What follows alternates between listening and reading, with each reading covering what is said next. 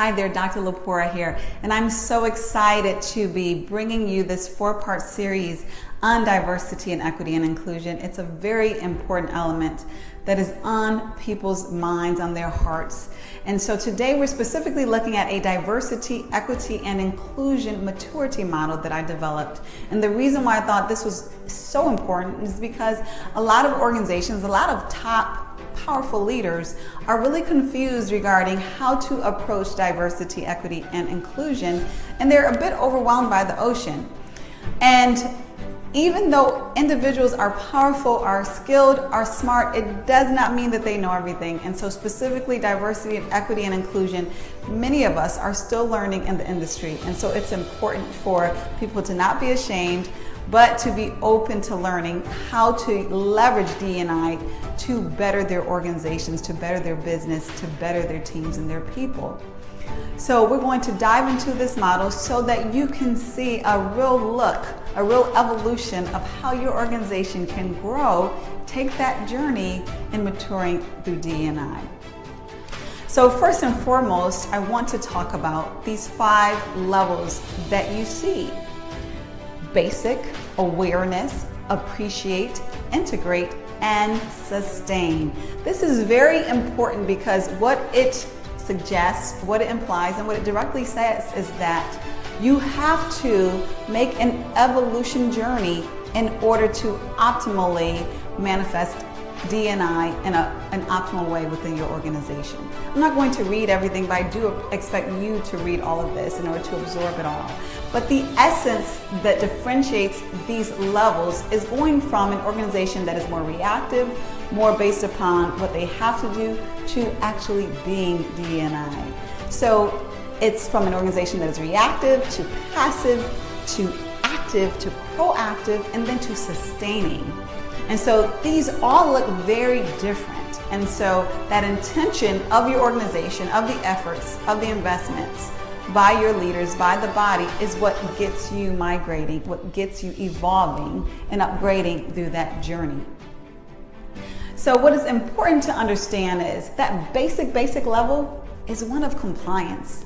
It's that organization, and we all know that organization is a traditional 80s organization that does what it has to do in order to not get sued, quite frankly, in order to increase liabilities. And so they're going to dot their I's regarding what those government regulations are, but that's where the buck stops, because that is all they're interested in, and that's what they see the requirement as being. You know, and then that next phase is, awareness. Well, okay, we see this diversity, this equity and inclusion, we understand it, and we know what it may be, and it may be a positive thing, you know, and that awareness goes more into a phase of now we appreciate it. We appreciate what diversity, equity, and inclusion is. And not only do we appreciate it, but then that goes into we want to be engaged, we want to be active, we want to do something, you know, to basically manifest this great thing that is good for our bottom line, good for our business, good for our people. And then ultimately that inspiring level is sustaining. And that is when your organization culture represents D&I. It's going from an external focus, again, one that is reactive, one that is about compliance, to one that is more and more increasingly internal, to one about sustaining. Another way to look at it, or another component of that maturity, is about investment. How much of investment of energy, of intention, and resources is toward an organization being diversified, equitable, and inclusive? As that intention grows, as those investments grows, as those resources grow, then that maturity should grow along with it, assuming that it's the right, obviously, methodology and the right transformational efforts that are made. But at the end of the day, it is an approach that is from an external perspective reactive, to one that may include bringing in external professionals and consultants, then to one graduating to internal resources, and then ultimately one that is diverse, one that is equitable, one that is inclusive. And that if you were to change that, you would change the organizational culture itself. Now, I will say most organizations are not at the sustain level. not even 3% within our country at least are at that sustained level.